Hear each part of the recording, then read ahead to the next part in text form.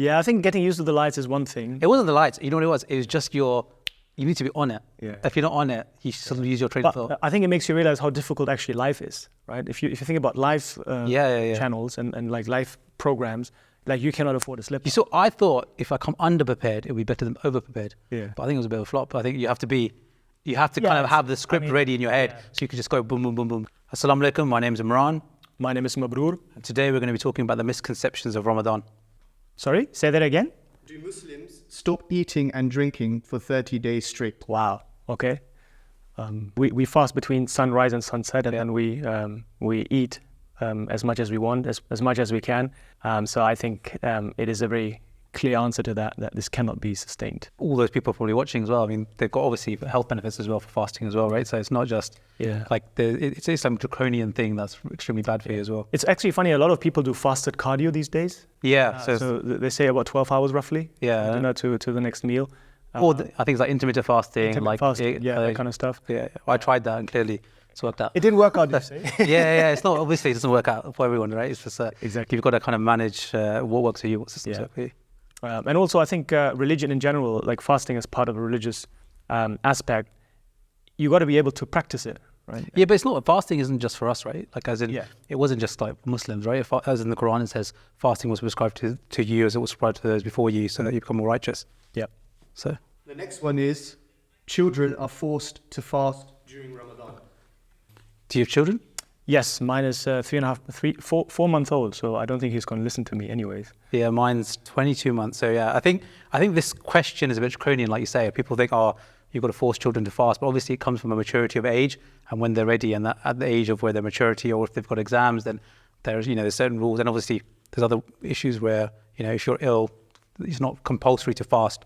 Yeah. A good example I thought about is like going from nursery to secondary school. You're not actually going for the whole day, right? So when you send your kids to nursery, it's like half day.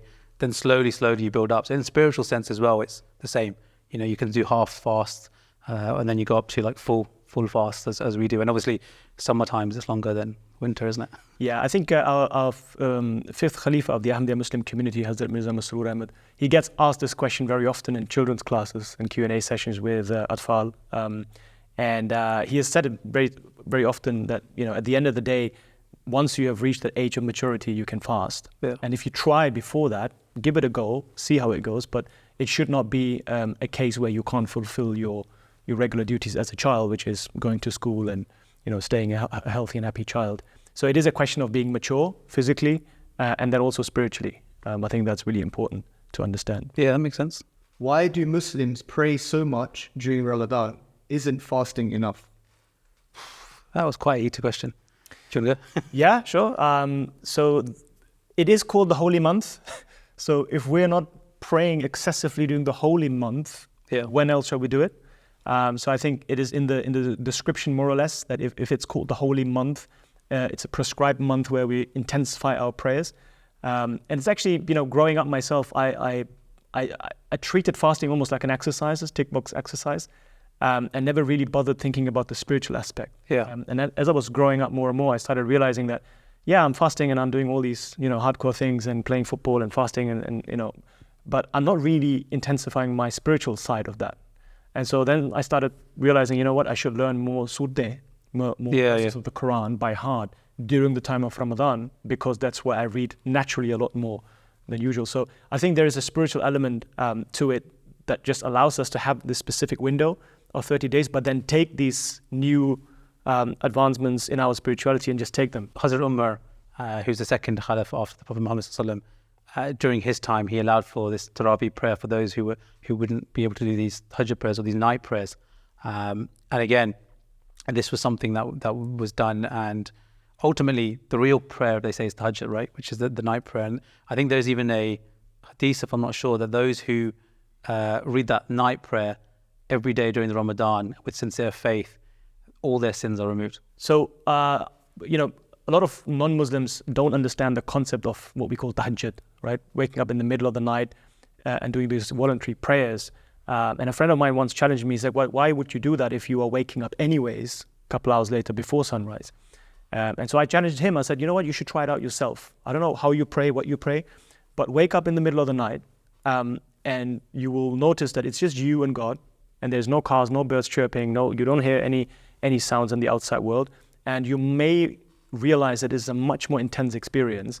And that's exactly what the teachings of Islam show us, that when you do these voluntary prayers in the middle of the night, it's almost like a very special connection. Yeah, and I've done it a number of times where it's probably the only time where maybe because during the day you're busy or your mind can be sometimes elsewhere, but that moment in time you actually cry. Like that's one of the times where I've actually cried so deeply in my prayers because there's nobody else there, and you can really speak to God. Yeah, and Tahajjud prayer is a voluntary prayer that we as Muslims, we wake up in the middle of the night and volunteer essentially to pray in this specific environment in the middle of the night before sunrise, and it's just us and God. Have you managed to? Yes, I mean, well, it is a practice, right? And it was the month in which the Holy Quran was revealed, and also the angel Gabriel was every year during the month of Ramadan. It would be the Holy Prophet would recite the Holy Quran, and then it would be checked, and that's how it was, collected. Yeah. I think it goes to the earlier question where, we intensify our prayers, and part of the prayers is reading the Quran. The Quran is 114 surahs, so it's a long book, but the challenge really is to finish it in those 30 days. And the more you read, obviously, the more likely is that you finish. In an ideal world, you want to finish it because it is the blessed month, it's the holy month. And so finishing the Quran during those 30 days, I think is just really an extraordinary feeling. And I think one of the things that we forget is fasting is one of those things where everything else we do for ourselves, right? Everything else is to benefit for ourselves. This is the only thing that we do for Allah. Yeah. And what better way than reading the Holy Quran, which is the word of Allah, and connecting and understanding His words. I thought if I come underprepared, it would be better than overprepared. Yeah. But I think it was a bit of a flop. I think you have to kind of have the script ready in your head, so you can just go boom, boom, boom, boom, boom. But we're not reading off the teleprompter, so yeah, we're good. Well done. Well, that's good. All good?